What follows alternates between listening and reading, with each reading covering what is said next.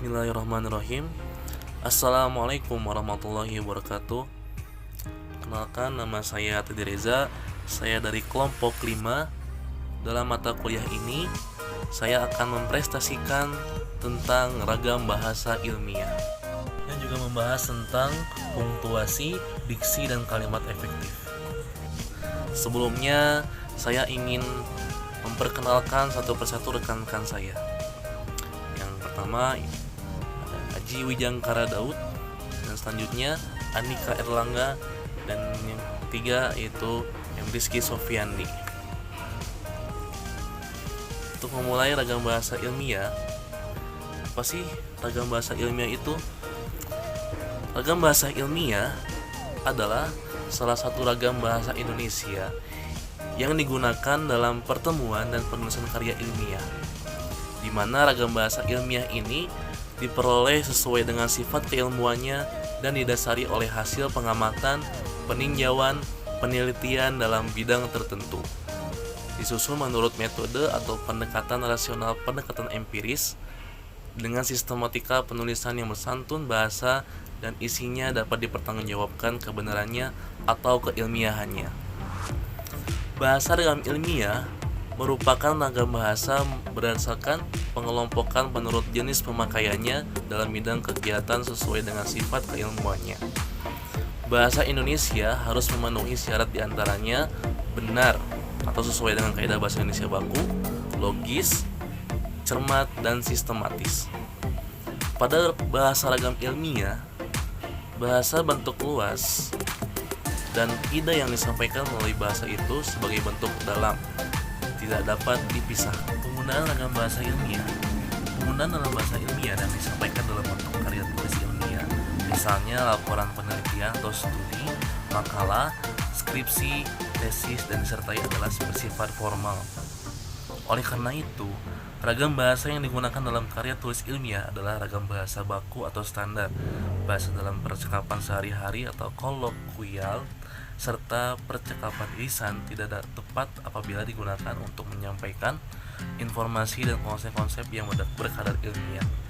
Demikian pula bahasa ragam sastra atau puisi, prosa, dan drama disusun sedemikian rupa sehingga dapat menimbulkan berbagai efek emosional, imajinatif, estetik, dan artistik yang dapat memberikan rasa haru baik bagi penulis maupun pembaca.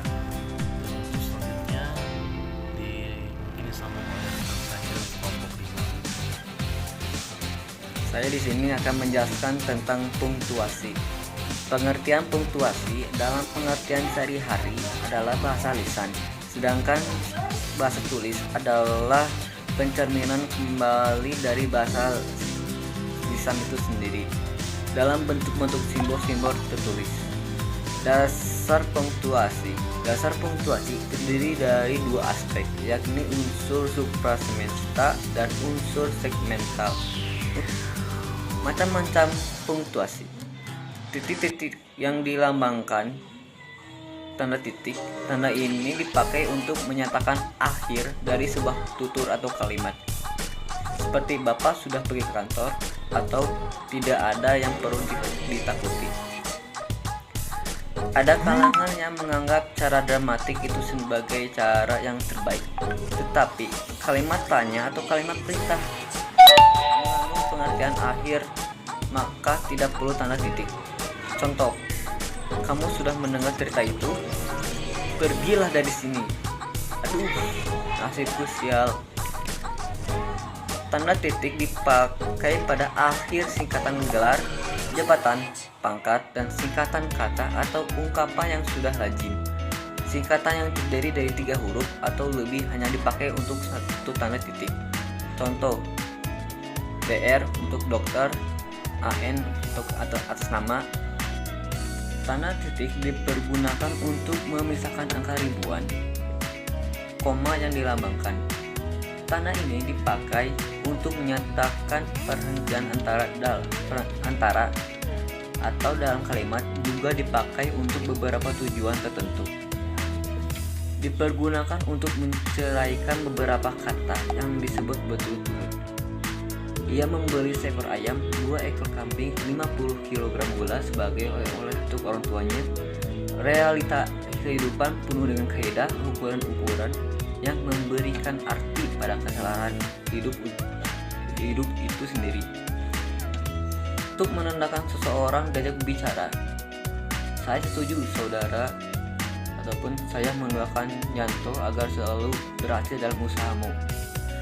Untuk memisahkan oposisi dari kata yang diterangkannya, Jenderal SBY, Presiden RI, dengan sekuat tenaga untuk memamurkan rakyat Indonesia. Untuk memisahkan kata-kata afektif seperti oh, ye, wah, aduh, kasihan. Memisahkan ucapan langsung dari bagian kalimat. Seperti kata ayah, saya akan mengurus sendiri persoalan itu. Dipergunakan untuk beberapa maksud berikut. Memisahkan nama dan alamat, bagian-bagian alamat, tempat, dan tanggal. Titik koma. Untuk memisahkan dua bagian kalimat yang sederajat yang tidak dipergunakan kata sambung. Seperti ia seorang sarjana yang jenius, seorang atlet yang cerdas, seorang aktor yang baik hati. Dipergunakan untuk memisahkan antara kalimat yang sederhana. Seperti ia mengatakan bahwa ia sudah kelelahan, ia membenci pekerjaan itu. Penyelidikan lembaga tersebut, kekurangan yang mencolok di para mahasiswa, khususnya para mahasiswa baru. Titik 2. Tanda ini dipergunakan untuk dalam hal-hal sebagai berikut. Sebagai pengantar kutipan yang panjang, baik sebagai pengantar kutipan yang panjang, baik yang diambil dari sebuah buku, majalah, dan sebagainya, maupun dari sebuah ucapan langsung. Dipakai pada akhir suatu statement yang lengkap, tetapi diikuti suatu rangkaian atau pemeraan di warung itu dapat dibeli barang-barang berikut: sayur-sayuran, gula, tembakau, dan sebagainya. Dipakai juga di sebuah pengantar pernyataan atau kesimpulan. Kenyataannya adalah sebagai berikut. Bahasa Indonesia dan matematika merupakan pilihan mahasiswa UNPAJ. Untuk memisahkan dua kalimat yang sederhana, walaupun sangat jarang digunakan, tiap pelari cepat sudah berusaha sedepat-depatnya. Robbie adalah seorang pelari jarak pendek di tingkat internasional. Untuk sebuah kata atau frasa yang memerlukan pemeraan, dipakai dalam teks drama atau dialog sesudah kata yang menunjukkan pelakunya dalam sebuah dialog. Sekian dari saya. Yang kedua, diksi. Diksi bisa diartikan sebagai pilihan kata pengarang untuk menggambarkan sebuah cerita. Diksi bukan hanya berarti pilih memilih kata, melainkan digunakan untuk menyatakan gagasan atau menceritakan peristiwa, tetapi juga meliputi persoalan, gaya bahasa, ungkapan-ungkapan, dan sebagainya. Gaya bahasa sebagai bagian dari diksi yang bertalian dengan ungkapan-ungkapan individu dan karakteristik, atau memiliki nilai artistik yang sangat tinggi. Sebelum menentukan pilihan kata, penulis harus memperhatikan dua hal pokok, yaitu relasi makna dan masalah makna. Makna sebuah kata atau sebuah kalimat yang merupakan makna yang tidak selalu berdiri sendiri. Adapun menurut Cair, terbagi atas beberapa kelompok, yaitu makna leksikal. Makna leksikal yang sesuai dengan referensinya, sesuai dengan hasil observasi alat indera, atau makna yang sungguh-sungguh nyata ya dalam kehidupan kita. Contoh kata tikus. Makna leksikalnya adalah binatang yang menyebabkan timbulnya penyakit. Tikus itu mati diterkam kucing. Yang kedua, makna gramatikal. Untuk menyatakan makna-makna atau nuansa-nuansa makna gramatikal untuk menyatakan makna jamak bahasa Indonesia menggunakan proses reduplikasi. Seperti kata buku yang bermakna sebuah buku menjadi buku-buku yang bermakna, artinya banyak buku. Makna denotatif dan konotatif. Maka denotatif adalah makna asli, makna asal atau makna sebenarnya yang dimiliki sebuah leksem. Contoh, kata kurus, maknanya denotatif, keadaan tubuhnya yang lebih kecil dari badan yang berukuran normal. Makna konotatif adalah makna lain yang ditambahkan pada makna denotatif tadi yang berhubungan dengan nilai rasa orang atau kelompok. Orang yang menggunakan kata tersebut, contoh, kata kurus pada contoh di atas bermakna konotatif netral, artinya tidak memiliki nilai rasa yang mengenakan. Tetapi kata ramping bersinonim dengan kata kurus, itu memiliki konotatif. Makna kata dan makna istilah. Makna kata, walaupun secara sinkronis tidak berubah, tetapi memiliki berbagai faktor dalam kehidupan, dapat menjadi bersifat umum. Maka kata itu baru menjadi jelas kalau sudah digunakan dalam suatu kalimat. Makna istilah memiliki makna yang tetap dan pasti. Ketetapan dan kepastian makna istilah itu karena istilah itu hanya digunakan dalam berbagai kegiatan atau keilmuan tertentu. Makna idiomatikal dan peribahasa yang dimaksud dalam idiom adalah satuan-satuan bahasa, ada berupa baik kata, frase, maupun kalimat. Maknanya tidak dapat diramalkan dari makna leksikal, baik unsur-unsurnya maupun makna gramatikal satuan-satuan tersebut. Contoh, kata ketakutan, kesedihan, keberanian, dan kebimbangan memiliki makna hal yang disebut makna dasar. Kata rumah kayu, berkayu, bermakna rumah yang terbuat dari kayu. Makna peribahasa bersifat membandingkan atau mengumpamkan. Makna lazim juga disebut dengan nama perumpamaan. Contoh, bagai, bak, laksana, dan umpama lazim yang digunakan dalam peribahasa. Makna kias dan lugas. Makna kias adalah kata, frase, dan kalimat yang tidak merujuk kepada arti sebenarnya. Contoh, putri malam bermakna bulan, raja siang bermakna matahari. Syarat sebuah diksi dikatakan baik, ketetapan dalam pemilihan kata dalam menyampaikan sebuah gagasan. Seorang pengarang harus mempunyai kemampuan untuk membedakan secara tepat nuansa-nuansa makna sesuai dengan gagasan yang ingin disampaikan dan kemampuan untuk menentukan bentuk yang sesuai dengan situasi dan nilai rasa dari sang pembaca. Pengertian kalimat efektif. Efektif secara kajian, bahasa diartikan sebagai istilah untuk mengatakan sesuatu pekerjaan dapat berdampak sangat signifikan. Lebih khususnya, efektif melibatkan sebuah sumber daya yang ada secara maksimal, sehingga tidak menyisakan satu sumber daya pun yang menganggur. Ciri kalimat efektif adalah tegas, sedikit, minimalis, jelas, namun berdampak besar.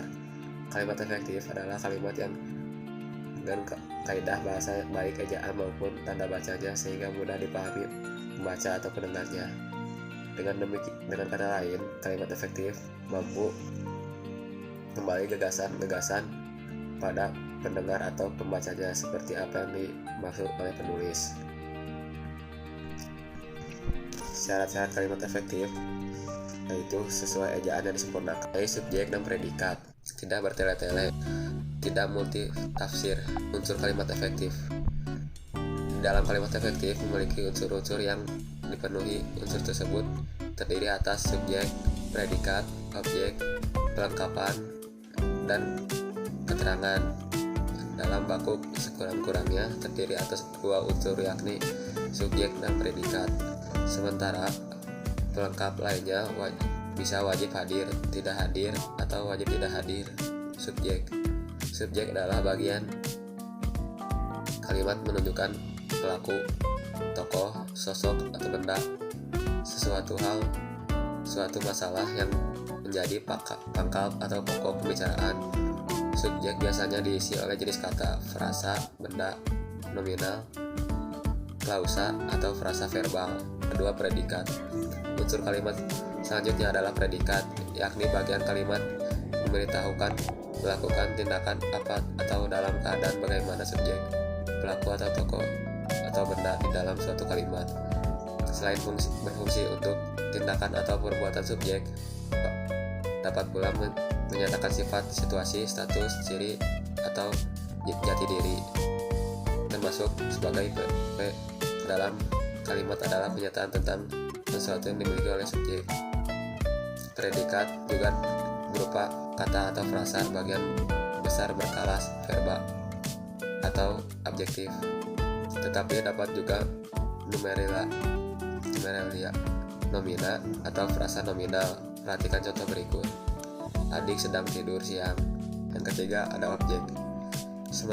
Sementara objek adalah bagian kalimat yang melengkapi predikat, nomina, frasa nominal, atau klausa biasanya menjadi bagian objek. Letak objek selalu di belakang predikat yang berupa verba transitif, yaitu verba yang menurut wajib harinya objek. Seperti contoh di bawah ini. Intan meminang. Pelengkap. Unsur pelengkap pada kalimat efektif merupakan bagian kalimat yang melengkapi predikat, biasanya berada di belakang predikat atau berupa verba. Namun posisi seperti itu ditempati oleh subjek jenis kata yang mengisi pelengkap, dan objek juga sama, yaitu dapat berupa nomina, frasa nominal, atau klausa. Perhatikan contoh di bawah ini. Banyak parpol berdasarkan Pancasila. Pada kalimat kedua dilandaskan ia melengkapi objek Pancasila. Keterangan. Unsur keterangan berarti menerangkan kalimat lainnya. Unsur keterangan biasanya berfungsi merusak subjek, predikat, objek, dan pelengkap. Posisinya bersifat bebas, dapat awal, di tengah, atau kalimat akhir. Kalimat efektif. Ada banyak contoh kalimat efektif, berikut beberapa di antaranya dan perbandingan dengan kalimat yang tidak efektif. Novia membeli kue untuk adiknya. Bentuk tidak efektifnya adalah Diana membelikan kue untuk adiknya Novia. Mungkin cukup sekian dari kami. Mohon maaf bila ada kesalahan. Wabillahi